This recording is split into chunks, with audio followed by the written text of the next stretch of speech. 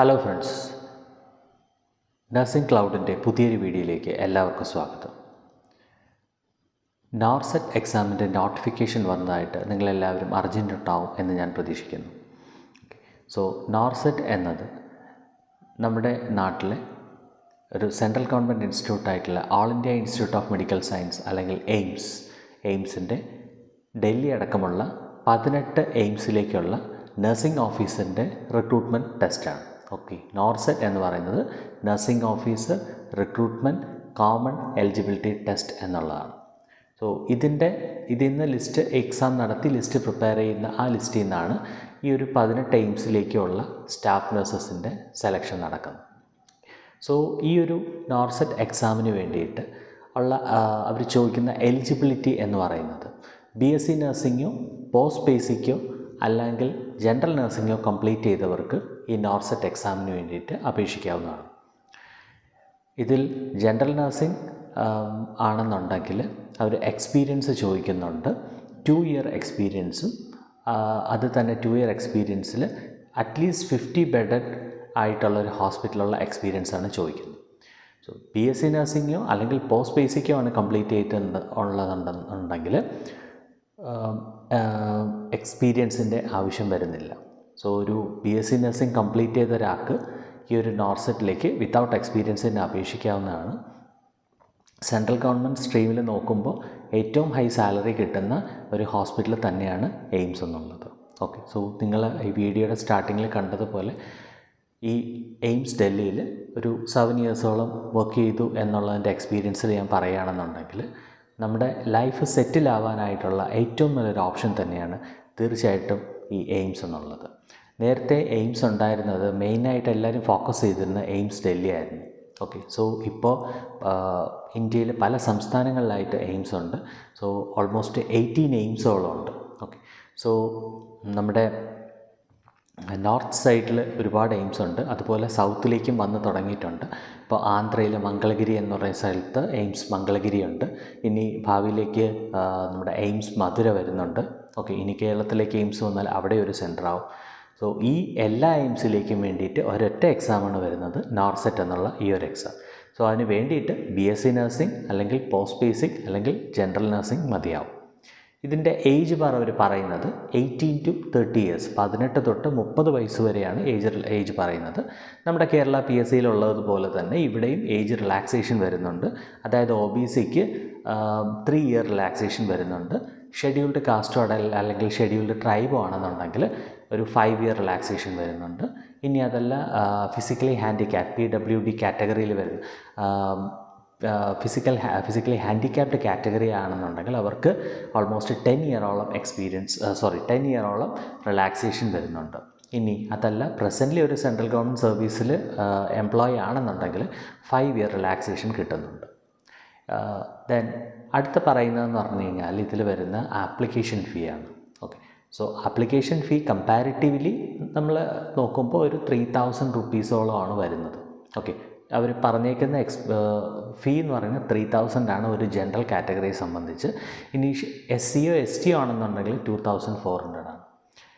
ഈ എയിംസിനെ പറ്റിയിട്ട് നമ്മൾ പല രീതിയിലും നമ്മൾ ഫ്രണ്ട്സ് പറയുന്നതുമായിട്ടുള്ള പല കാര്യങ്ങളും നമ്മൾ കേൾക്കും. അതിൽ നമ്മൾ കേൾക്കുന്ന ഒരു ഞാൻ തന്നെ പല ഈ ഒരു ഒരു നഴ്സിംഗ് ഫീൽഡിൽ നിൽക്കുമ്പോൾ തന്നെ ഈ എക്സാമിനായിട്ട് 2016 ടൈമിൽ എയിംസ് 2015 എയിംസ് എക്സാം എഴുതി 2016 എയിംസിലേക്ക് പോകുന്നത്. ആ സമയത്ത് തന്നെ പലരും ഇങ്ങനെ പറയുന്നുണ്ടായിരുന്നു, വളരെ കൂടിയ എക്സാം ഫീ ആണ് ഇതിലുള്ളതെന്ന്. തീർച്ചയായിട്ടും നമ്മുടെ ഒരു BSc നഴ്സിംഗ് അല്ലെങ്കിൽ ജനറൽ നഴ്സിംഗ് കഴിഞ്ഞിട്ട് ഒരു ഹോസ്പിറ്റലിൽ വർക്ക് ചെയ്യുന്ന ഒരാളെ സംബന്ധിച്ച് ഒരു അല്പം കൂടുതൽ തന്നെയാണ് 3000 അല്ലെങ്കിൽ 3000 രൂപ എന്ന് പറയുന്നത്, സമ്മതിച്ചു. പക്ഷേ നമ്മുടെ എയിംസിൽ കിട്ടുന്ന ഒരു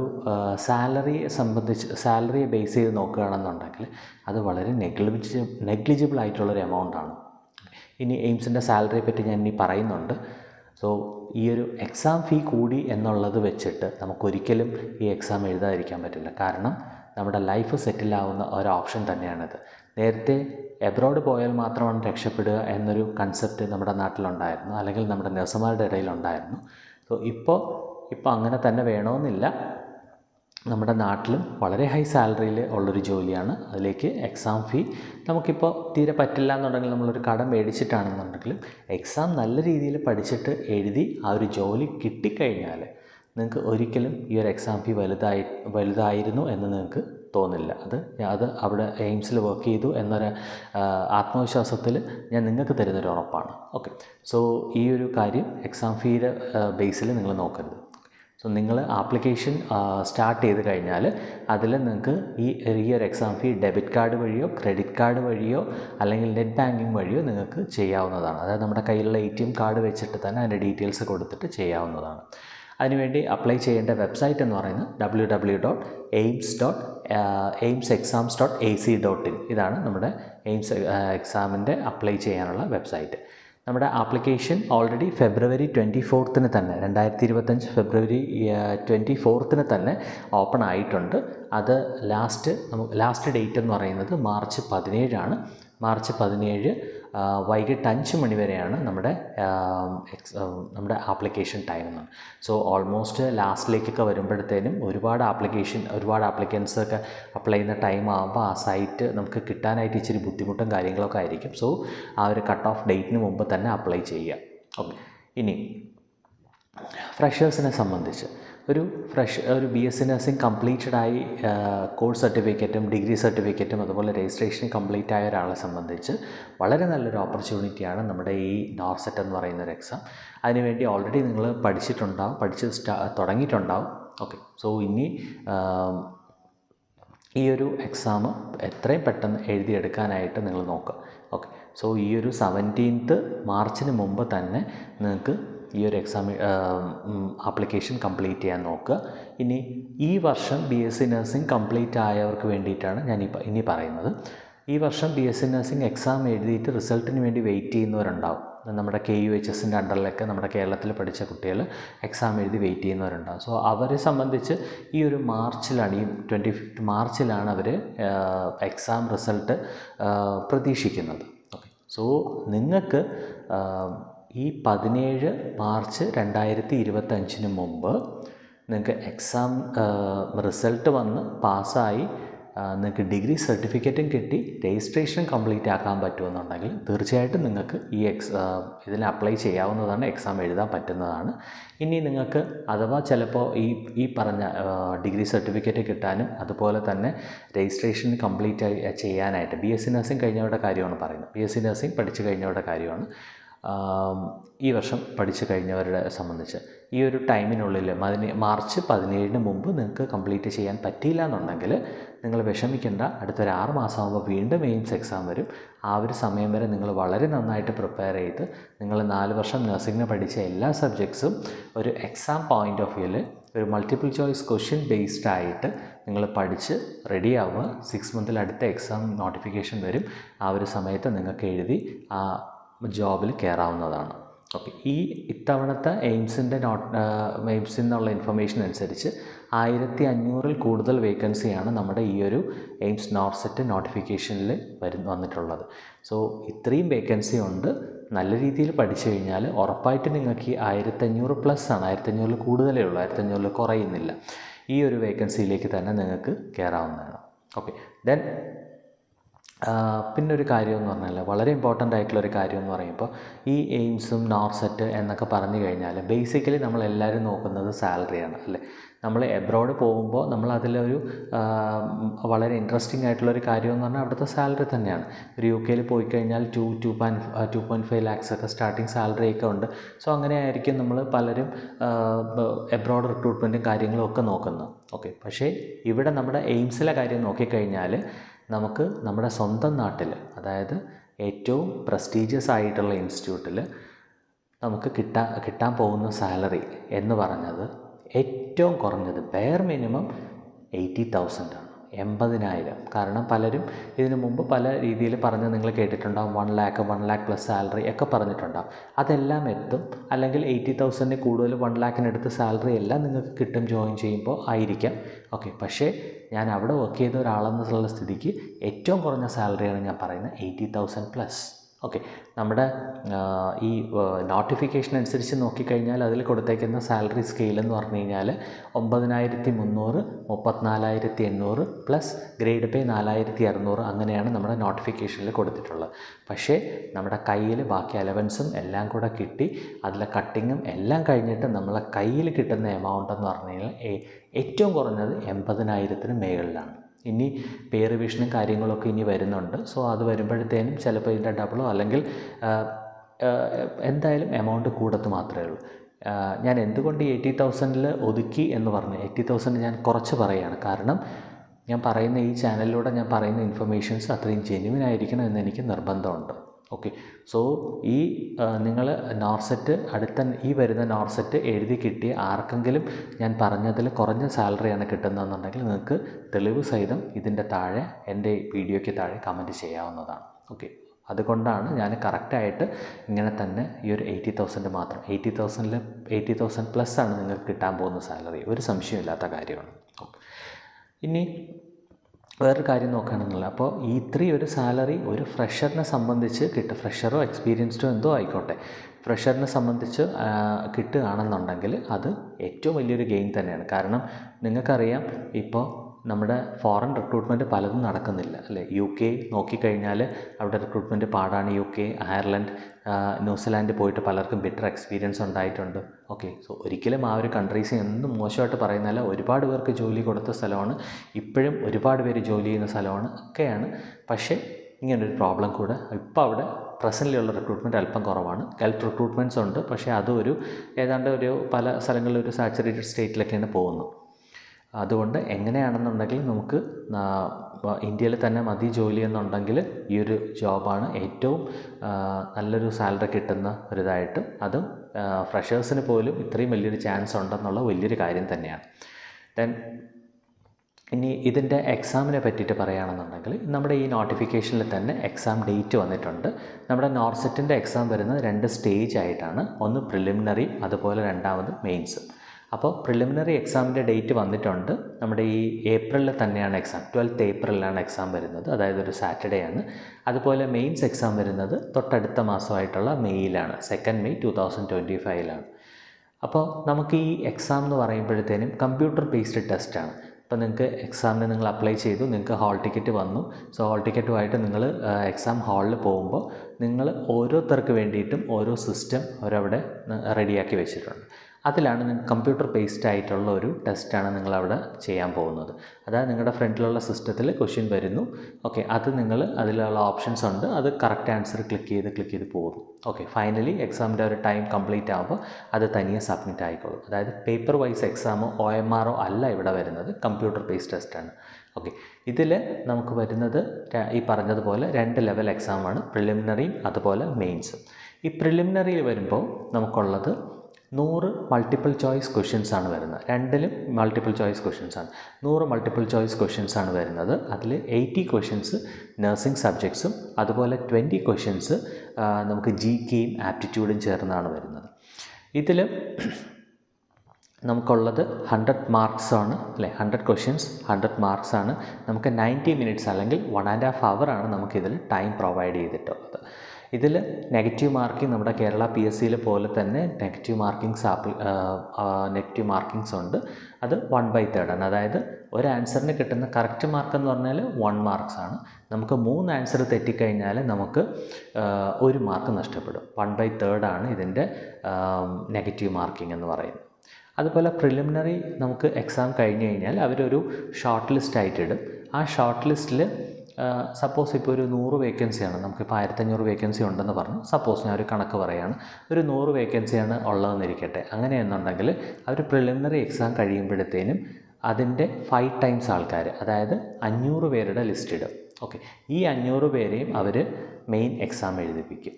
ഈ മെയിൻ എക്സാമിൽ നിന്ന് ഫൈനൽ ലിസ്റ്റ് വരുമ്പോൾ അതിൽ 100 പേരായിരിക്കും ഉണ്ടായിരിക്കുക. 100 പേർക്കും ജോലി കിട്ടുകയും ചെയ്യും.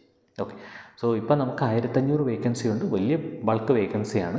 ഇനി പ്രിലിമിനറി എക്സാം കഴിഞ്ഞിട്ട് വരുന്ന ലിസ്റ്റിൽ വന്നു എന്ന് കരുതിയിട്ട് നമുക്ക് ഒരിക്കലും ജോബ് കൺഫേം അല്ല. കാരണം അടുത്ത മെയിൻ എക്സാം കൂടെ ക്വാളിഫൈ ചെയ്താൽ മാത്രമേ നമുക്ക് നോർസെറ്റ് ഈ എയിംസിൽ നഴ്സിംഗ് ഓഫീസർ എന്ന് പറഞ്ഞൊരു ജോബിലേക്ക് നമുക്ക് കിട്ടത്തുള്ളൂ. ഇതിൻ്റെ പ്രോസസ്സിങ് ടൈമൊക്കെ വളരെ കുറവാണ്. കാരണം എന്ന് പറഞ്ഞു കഴിഞ്ഞാൽ ഒരു ജോബിന് വേണ്ടി നമ്മൾ മാസങ്ങളോളം ഒരു വർഷമൊന്നും കാത്തിരിക്കേണ്ട. നമുക്ക് ഈ ഫൈനൽ മെയിൻസിൻ്റെ എക്സാം കഴിഞ്ഞ് വരുന്ന ലിസ്റ്റ് വന്നു കഴിഞ്ഞാൽ ഒരു 2-3 മന്ത്സിനുള്ളിൽ തന്നെ പോകാൻ പറ്റും. എനിക്ക് 2016 ഞാൻ ജോബിൽ കയറുമ്പോഴും ഇതായിരുന്നു.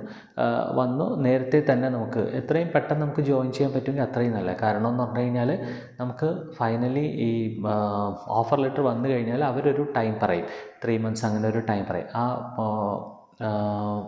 ആ ഒരു ടൈമിന് അവിടെ പോയി ജോയിൻ ചെയ്യാനായിട്ട് അല്ലെങ്കിൽ അവിടെ വെരിഫിക്കേഷനായിട്ട് പോകാൻ പറയും. വെരിഫിക്കേഷൻ കഴിഞ്ഞിട്ട് അവരൊരു ലെറ്റർ നമുക്ക് തരും, ഓഫർ ലെറ്റർ എന്ന് പറഞ്ഞിട്ട് ആ ഒരു ലെറ്റർ തരും. ആ ലെറ്ററിൽ നമ്മൾ ലാസ്റ്റ് ജോയിൻ ചെയ്യേണ്ട ടൈം, അതായത് മാക്സിമം എത്ര സമയം വരെ, 2 മന്ത്സ് ആണോ എത്രയാണ് ടൈം എന്നുള്ളത് നമുക്ക് അവർ തരും. ആ ഒരു ഡേറ്റിന് മുമ്പ് തന്നെ ജോയിൻ ചെയ്യുക. കഴിവതും ആദ്യമേ ജോബ് കിട്ടിക്കഴിഞ്ഞാൽ ജോയിൻ ചെയ്യുക. കാരണം അതിനനുസരിച്ചാണ് നമുക്ക് സീനിയോറിറ്റി എല്ലാം വരുന്നത്. അപ്പോൾ നമ്മൾ നമ്മുടെ തന്നേക്കുന്ന ഡേറ്റിൽ ഏറ്റവും ലാസ്റ്റിൽ പോയി ജോയിൻ ചെയ്യുകയാണെന്നുണ്ടെങ്കിൽ ബാക്കിയുള്ളവരെക്കാൾ നമ്മൾ സീനിയോറിറ്റി കുറയും. ഓക്കെ, ഒരേ ബാച്ചിൽ ജോയിൻ ചെയ്യുന്നവരുടെ കാര്യമാണ് ഞാനീ പറയാം. ഓക്കെ, സോ പ്രിലിമിനറി കഴിഞ്ഞു. അത് കഴിഞ്ഞ് മെയിൻസ് എക്സാമിലേക്ക് വരുമ്പോഴത്തേനും പ്രിലിമിനറി 100 ക്വസ്റ്റ്യൻസാണ് ഉണ്ടായിരിക്കുന്നതെന്ന് പറഞ്ഞു. മെയിൻസ് എക്സാം വരുമ്പോൾ അതിൽ 160 മൾട്ടിപ്പിൾ ചോയ്സ് ക്വസ്റ്റ്യൻസാണ് ഉണ്ടായിരിക്കുക. അതിന് വേണ്ടിയിട്ട് നമുക്ക് 180 മിനിറ്റ്സ് അല്ലെങ്കിൽ 3 മണിക്കൂർ നമുക്ക് അവൈലബിൾ ആണ്. ഓക്കെ, ഇതിനും 160 ക്വസ്റ്റ്യൻസ് ആകുമ്പോൾ തീർച്ചയായിട്ടും 160 മാർക്സ് തന്നെയാണ്. ഇവിടെ നെഗറ്റീവ് മാർക്കിങ്സ് ആപ്ലിക്കബിൾ ആണ്. അതായത് 3 ക്വസ്റ്റ്യൻസ് തെറ്റുമ്പോൾ 1 മാർക്ക് നമുക്ക് നഷ്ടപ്പെടുകയാണ്. പക്ഷേ ഇവിടെ രണ്ടിലും തമ്മിലുള്ള എക്സാമിൻ്റെ ഒരു ഡിഫറൻസ് എന്ന് പറഞ്ഞു കഴിഞ്ഞാൽ അവിടെ 100 ക്വസ്റ്റ്യൻസ് ആയിരുന്നു നഴ്സിംഗ് സബ്ജക്ട്സും അതുപോലെ തന്നെ GKയും ആപ്റ്റിറ്റ്യൂഡും ചേർന്നിട്ടാണ് 80-20 ആയിരുന്നു. ഇവിടെ നമുക്ക് മെയിൻ എക്സാം വരുമ്പോഴത്തേനും 160 ക്വസ്റ്റ്യൻസിൽ ഈ 160 ക്വസ്റ്റ്യൻസും ഒരു ആപ്ലിക്കബിൾ ലെവൽ, ഒരു ആപ്ലിക്കേഷൻ ലെവലിലായിരിക്കും ക്വസ്റ്റ്യൻസ് ഉള്ളത്. കാരണം അവർ നോക്കുന്നത് കൂടുതലും എക്സ്പീരിയൻസ് ബേസ്ഡ് ആയിട്ടുള്ള കാര്യമാണ് അവർ നോക്കുന്നത്. അതായത് സിനാരിയോ ബേസ്ഡ് ക്വസ്റ്റ്യൻസ് ഉണ്ടാവാം, ഇമേജ് ബേസ്ഡ് ക്വസ്റ്റ്യൻസ് ഉണ്ടാവാം, ദെൻ അല്ലാന്നുണ്ടെങ്കിൽ നഴ്സിംഗ് സ്കില്ലിനെ ബേസ് ചെയ്തിട്ടുള്ള ക്വസ്റ്റ്യൻസ് ഉണ്ടാവാം. ഓക്കെ, സോ ഇങ്ങനെയുള്ള ക്വസ്റ്റ്യൻസ് എല്ലാം കൂടെ ചേർന്നിട്ടാണ് നമ്മുടെ ഈ മെയിൻസ് എക്സാമ്പിൾ വരുന്നത്. ഓക്കെ, സോ നമ്മൾ വളരെ നന്നായിട്ട് നമ്മൾ 4 വർഷം പഠിച്ച BSc നഴ്സിംഗിന് പഠിച്ച സബ്ജക്ട്സ് എല്ലാം, ഓക്കെ, അതായത് നമ്മുടെ ഫണ്ടമെൻ്റൽസിൽ തുടങ്ങി മെഡ്സർജ് അങ്ങനെ തുടങ്ങി എല്ലാം നമ്മുടെ ചെറിയ ടോപ്പിക്സ് ആയിട്ടുള്ള മൈക്രോബയോളജി, ദെൻ സോഷ്യോളജി, ഏറ്റവും ലാസ്റ്റ് റിസർച്ച്, അഡ്മിനിസ്ട്രേഷൻ, എഡ്യൂക്കേഷൻ, എല്ലാത്തിനും ഏതിൽ നിന്ന് വേണം നമുക്ക് ക്വസ്റ്റ്യൻസ് പ്രതീക്ഷിക്കാം. അതൊരു നമ്മളൊരു തിയറിറ്റിക്കൽ പഠിച്ചതിനേക്കാളും കുറച്ചുകൂടി ഒരു മൾട്ടിപ്പിൾ ചോയ്സ് ഓറിയൻറ്റഡ് ആയിട്ട് നമ്മൾ ആ ഒരു ഇൻഫർമേഷനെ നമ്മൾ ചുരുക്കി കൊണ്ടുവരണം. പിന്നെ ഇതിൽ നമ്മൾ എയിംസിൽ വരുമ്പോൾ വേറൊരു കാര്യം എന്ന് പറഞ്ഞാൽ 80-20 എന്നൊരു കാറ്റഗറി, 80-20 എന്നുള്ളൊരു റേഷ്യോ ഇപ്പോഴും ആപ്ലിക്കബിളാണ്. അതായത് ഒരു 100 സീറ്റ് ഉണ്ടെന്നുണ്ടെങ്കിൽ